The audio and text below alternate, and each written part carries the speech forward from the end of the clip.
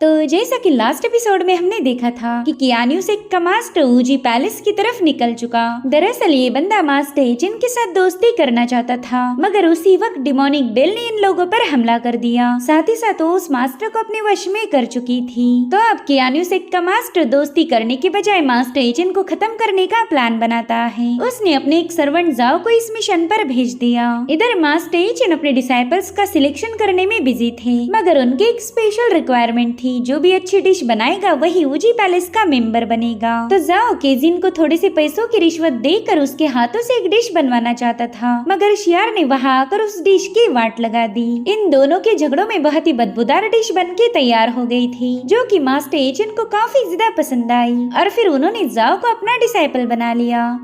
अब आगे तो इस एपिसोड की शुरुआत में हमें जियांग सेक्ट का सीन दिखाया जाता है, जहाँ के कल्टीवेटर्स ने किसी के हाथों बुरी तरह से मार खाई थी और फिर हॉल का डोर ओपन होकर उनका मास्टर भी उनके सामने आकर पटक गया। दरअसल इन लोगों की पिटाई करने वाली कोई और नहीं बल्कि मास्टर एचिन की होने वाली बीवी याओ थी। वो कह रही थी, अरे वाह, कॉपर कॉइन का यूज करके तो मेरी पावर काफी हद तक बढ़ चुकी है। खैर मैं तो यहाँ पर अपने हस्बैंड को ढूंढने आई थी, लेकिन इनमें से तो कोई भी डिवाइन लॉर्ड नहीं है। अगर इनमें से कोई भी डिवाइन लॉर्ड होता तो अब तक की मेरी पिटाई कर देता। जिसके बाद वो जियांग सेक्ट से सीधा दूसरे फैक्शन की तरफ जाने के लिए रवाना हो गई। वो तब तक इन कल्टीवेटर्स की पिटाई करती रहेगी जब तक उसे डिवाइन लॉर्ड नहीं मिलते। और उतने में जियांग सेक्ट के मास्टर ने याओ का पाव पकड़ लिया। वेल, इस बंदे का नाम था ली जियांग। वो याओ से कह रही थी, लड़की तुम हमें इस तरह से कूट कर यहाँ से भाग नहीं सकती। अगर कल्टीवेशन की दुनिया में ये बात फैल गई कि हमें एक सिंपल सी दिखने वाली लड़की ने कूट दिया तो हमारी काफी ज्यादा बदनामी होगी, जो कि मैं बिल्कुल बर्दाश्त नहीं कर सकता। इसलिए जल्दी से मेरे साथ फाइट करो। तो याओ अपना पाव छुड़ाते हुए कहने लगी कि मैं तुम्हारे साथ फाइट करना नहीं चाहती, मेरे पास बिल्कुल भी वक्त नहीं है। लेकिन मास्टर ली जियांग तो उसका पाव छोड़ने के लिए तैयार नहीं थे, इसलिए याओ ने घसीटते हुए अपने साथ ले जाने लगी। अब इन लोगों का ये सारा तमाशा चल ही रहा था कि तभी वहाँ पर कियानू सेक्ट का एक डिसाइपल पहुँच जाता है। वो बंदा मास्टर ली जियांग से कह रहा था कि मैं जितनी भी दफे यहाँ आया हूँ उतनी बार तुम मुझे मार खाते हुए ही नजर आए। क्या तुम अपनी पावर को जरा भी बढ़ा नहीं सकते? ऐसे रोज रोज मार खाना बिल्कुल भी अच्छा नहीं होता। खैर, हमारे कियानू सेक्ट में एक मार्शल आर्ट कॉन्टेस्ट होने वाला है, तो मैं तुम सभी लोगों को उसमें इनवाइट करने आया था, लेकिन अब मुझे नहीं लगता कि तुम्हारी जैसी लूजर्स की वहाँ पर जरूरत होगी। अब वो मैसेंजर वहाँ से जाने ही वाला था कि तभी मास्टर ली जियांग ने उसका रास्ता रोक लिया। वो उसे धीरे से बता रहे थे कि तुम्हें जरूर से कोई मिसअंडरस्टैंडिंग हुई। दरअसल ये लड़की हमारे जियांग सेक्ट की मास्टर है। हम आपस में फ्रेंडली फाइट कर रहे थे ताकि हमारी पावर इंक्रीज हो जाए, मगर फिर भी उस मैसेंजर को ली जियांग की बातों पर यकीन नहीं हो रहा था। इसलिए मास्टर ली जियांग ने उसे पैसों से भरा हुआ थैला थमा दिया। वो कह रही थी कि प्लीज हमें भी वो न्योता दे दो ताकि हम भी उस कॉन्टेस्ट में हिस्सा ले पाए। तो उस मैसेंजर ने तुरंत ही वो इनविटेशन कार्ड याओ की तरफ पास कर दिया। अब याओ उस इनविटेशन कार्ड को पढ़ते ही कहने लगी कि मैं किसी भी मार्शल आर्ट कॉन्टेस्ट में नहीं जाने वाली। मैंने तो तुम्हें पहले ही बताया था कि मैं यहाँ पर किसी को ढूंढने आई हूँ। मैं अपना सर्च मिशन तब तक नहीं रोक सकती जब तक कि वो बंदा मेरे सामने ना आ जाए। जिस पर मास्टर ली जियांग कहने लगा कि मिस, क्या आप मुझे बता सकती हो कि आप किसे ढूंढ रही हो? अगर आप उस बंदे का होलिया और नाम बता दो तो शायद मैं आपकी मदद कर पाऊंगा। जिस पर याओ बता रही थी कि मुझे उसके बारे में ज्यादा कुछ पता नहीं, बस मैं इतना जानती हूँ कि वो इस दुनिया का एक इनविंसिबल पर्सन होगा, एक ऐसा बंदा जिसका कोई भी मुकाबला नहीं कर सकता। जो सुनते साथ ही मास्टर ली जियांग ने याओ के सामने एक डील पेश की। वो कहते हैं कि अगर आप हमारे सेक्ट के मास्टर बन जाओ तो बदले में उस बंदे को ढूंढने में मैं आपकी मदद करूंगा, और ये बात मैं दावे के साथ कह सकता हूँ कि वो बंदा मार्शल आर्ट टूर्नामेंट में जरूर आएगा। जो सुनते साथ ही याओ ने तुरंत ही मास्टर ली जियांग की डील को एक्सेप्ट कर लिया। वो अब जियांग सेक्ट की सेक्ट मास्टर बन चुकी थी। अब इसी यहीं पर कट होकर हम मास्टर एचिन को देख पाते हैं, जो कि स्पाइसी टोफू के मजे ले रहे थे। साथ ही साथ वहाँ पर हम मास्टर एचिन के सभी चमचों को देख पाते हैं, जो कि सब के सब मिलकर मास्टर एचिन को मस्का मारने लगे कि उन्होंने इस मार्शल कॉन्टेस्ट में जाना ही चाहिए। टियान बता रहा था, मास्टर हर साल में बस एक बार ही ग्रैंड कंपटीशन को अनाउंस किया जाता, आप इसे एक ग्रैंड इवेंट समझ सकते हो। अगर आपने उस कॉन्टेस्ट में जीत हासिल की तो फिर हमारे ऊजी पैलेस को प्रॉस्परस बनने से कोई भी रोक नहीं सकता। यहाँ पर इन सभी लोगों ने अपने नाक बंद करके रखे थे क्योंकि मास्टर एचिन की टोफू की डिश काफी ज्यादा बदबूदार है। केजिन बता रही थी कि हमारे ऊजी पैलेस पर तो पैसों की बारिश होगी। वहीं पर शियार बताती है कि आप फिर डिवाइन रॉल्म में भी असेंड हो सकते हो।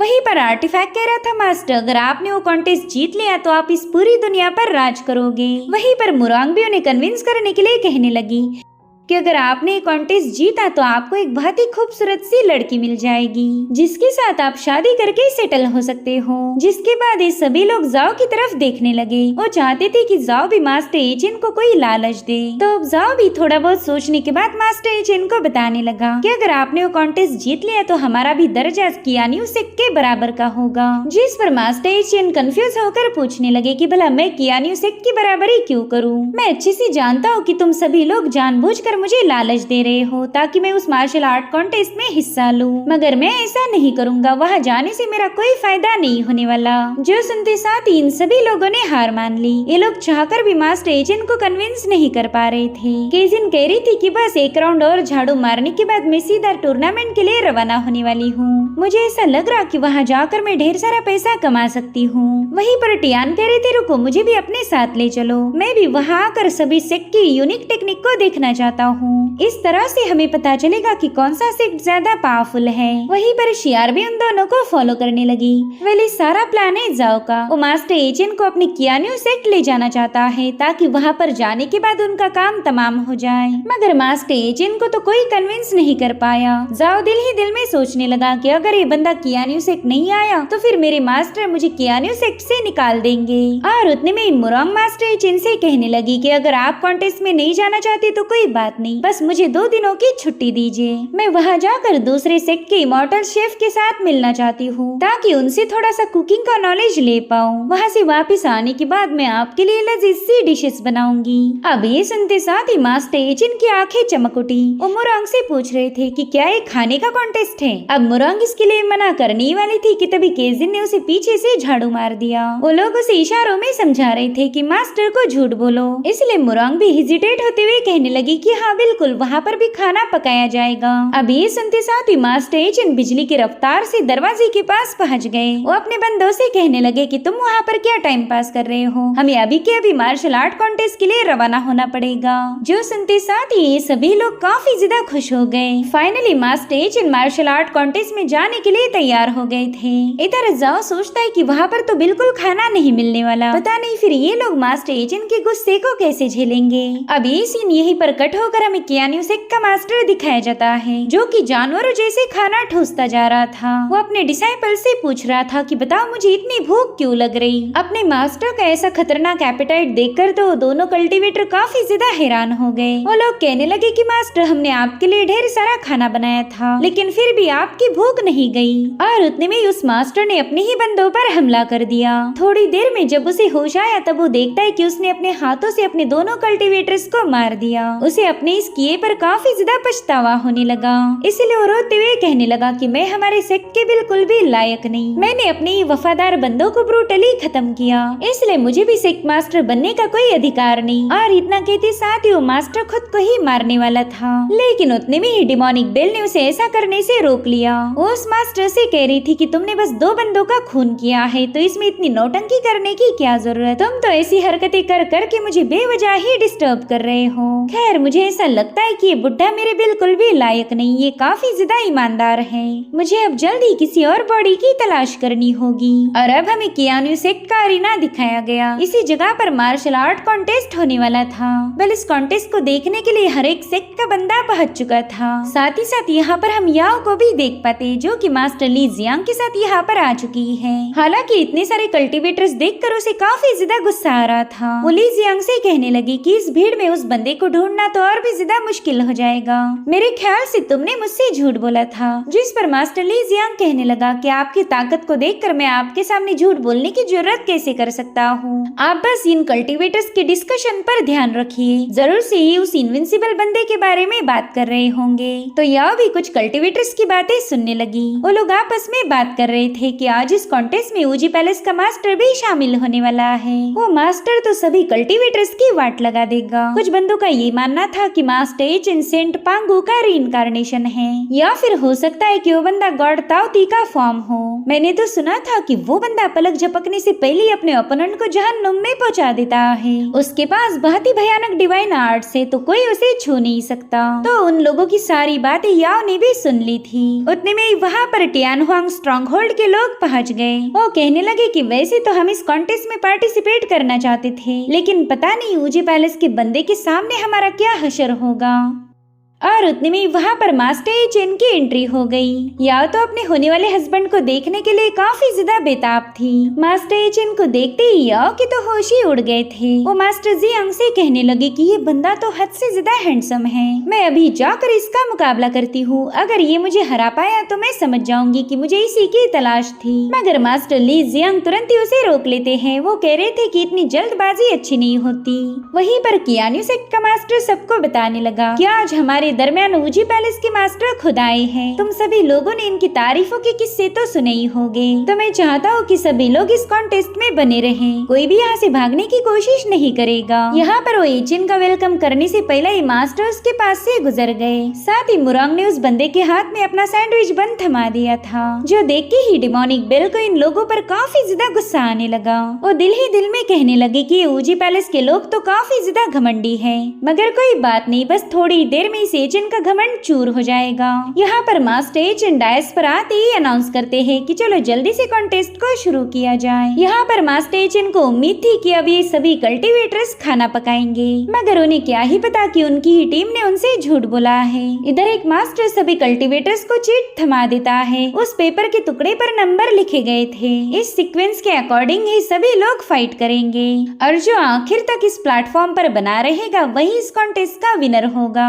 यहाँ पर कल्टीवेटर्स दुआ करने लगे कि प्लीज उनका नंबर आखिर में आ जाए। कोई भी मास्टर एचिन के सामने खड़े होने की हिम्मत नहीं दिखा रहा था। वहीं पर याओ को भी एक नंबर मिल चुका था, मगर उसे देखकर तो ये बंदी बिल्कुल भी खुश नहीं थी। और मास्टर ली जियांग को बताने लगी कि काश मुझे नंबर 1 मिलता, लेकिन अब मुझे काफी देर तक इंतजार करना पड़ेगा। वहीं पर टानहुआंग सेक्ट का बंदा अपना नंबर देखते ही रोने लगा। वो कह रहा था कि जरूर से हेवन मुझे अपने पास बुलाना चाहता, इसलिए तो उसने मुझे नंबर 1 दिया। तो फाइनली फर्स्ट राउंड के लिए टानहुआंग सेक्ट वर्सेस ऊजी पैलेस का मुकाबला शुरू हुआ। टानहुआंग सेक्ट का बंदा मास्टर एचिन से कहने लगा कि भले ही मैं कमजोर हूँ, लेकिन मैं तुम्हारे सामने इतनी आसानी से हार नहीं मानूंगा। आफ्टर ऑल ये हमारे टानहुआंग सेक्ट के रेपुटेशन का सवाल है। और इतना कहते साथ ही उस बंदे ने सीधे जाकर मास्टर एचिन पर अटैक कर दिया। तो मास्टर एचिन ने भी फटाफट से उसकी तलवार को होल्ड कर लिया, जिसके बाद वो कंफ्यूज होकर उस बंदे से पूछने लगे कि तुम मुझ पर अटैक क्यों कर रहे हो, बताओ तुमने मेरा खाना कहाँ पे छुपा के रखा। अब ये सुनकर वो बंदा थोड़ा सा कंफ्यूज हो गया, लेकिन वो ज्यादा हैरान तो तब हुआ जब मास्टर एचिन उसकी तलाशी लेने लगे।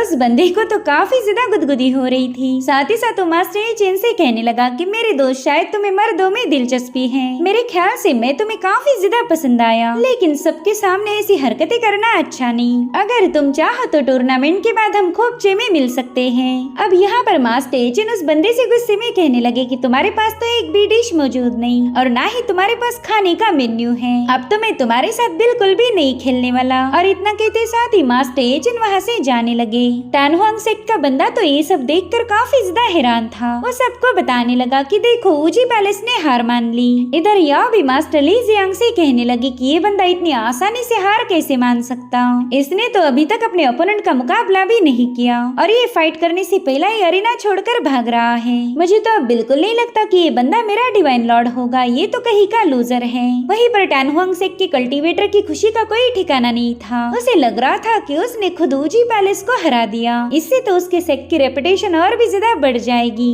वहीं पर वो डिमोनिक बेल कहने लगी कि ये चेन मैं तुझे इतनी आसानी से नहीं छोड़ने वाली।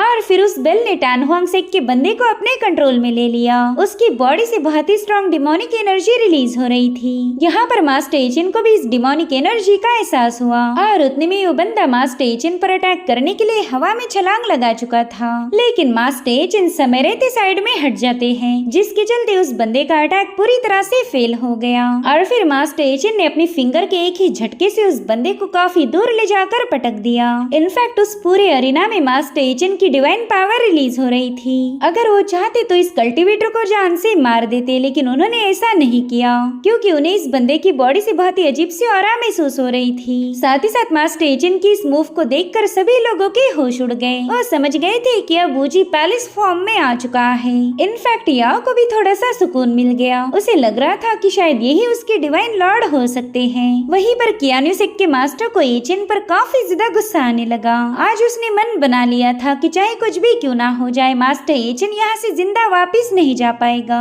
और उतने में शुआनशुई सेक्ट का बंदा लिन टियान वहाँ पर पहुँच गया। वो सेकंड राउंड के लिए मास्टर एजेंट का अपोनेंट था, मगर उस बंदे ने तो वहाँ आते साथ ही मास्टर एजेंट को रिस्पेक्ट पेश की, यानी कि ये बंदा भी मास्टर एजेंट पर अटैक करना नहीं चाहता था। और इसी के साथ एपिसोड यहीं पर एंड हो जाता है। Thank you so much for watching. Bye bye, take care.